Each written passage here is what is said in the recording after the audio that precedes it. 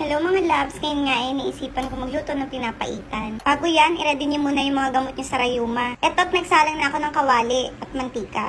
Pagkatapos ay nagisa na ako ng bawang at sibuyas. Pag medyo nag-brown na nga ang bawang at sibuyas, ay pwede na nating isunod ang ating beef liver. Haluin lamang hanggang sa medyo mamula. Ating i-overcook kasi baka masyadong tumigas. Kulang siya into small cubes. Pagkatapos, ay halo natin to sa ating naunang pinakuluan. Una ko na nga palang isa lang ang ating beef tripe, laman, luya, at saka lemon. Ito nga itahalo na natin ang ating beef liver na sinangkot siya. Pagkatapos ay pakuluin lamang mabuti. Ang hiram na nga pala tayo ng panglasa dito sa Ilocano pinapaitan ng Mama Sitas. First time ko nga palang gumamit nito. Actually kasi first time ko lang din magluto nito mag-isa.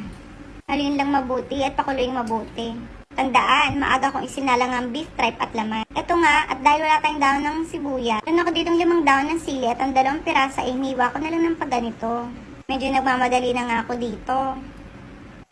Pagkatapos, ang 3 piraso ay nihalo ko na ng bandang huli. At mga loves, dahil inaantok na ako, hinango ko na siya. Alam ko naman naluto na. Nga lang yung sili, medyo hilaw pa.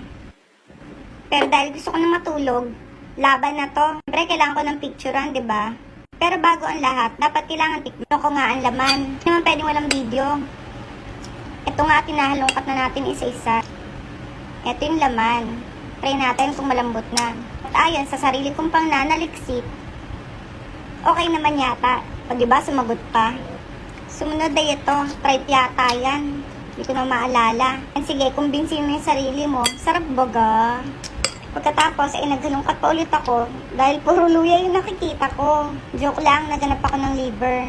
Marami din kasi yung liver, saka yung tripe. At ito na nga, nadampot ko yung liver at isa pa ulit pang kumbinsi sa sarili. Ayun na nga, nasatisfy naman ako sa sarili kong luto. Medyo mauubos ko na nga itong mga loves. Feel na feel ko pa, kala mo talaga. Prove daw sa kanya. Pre, luto mo yan. Yun lang, salamat.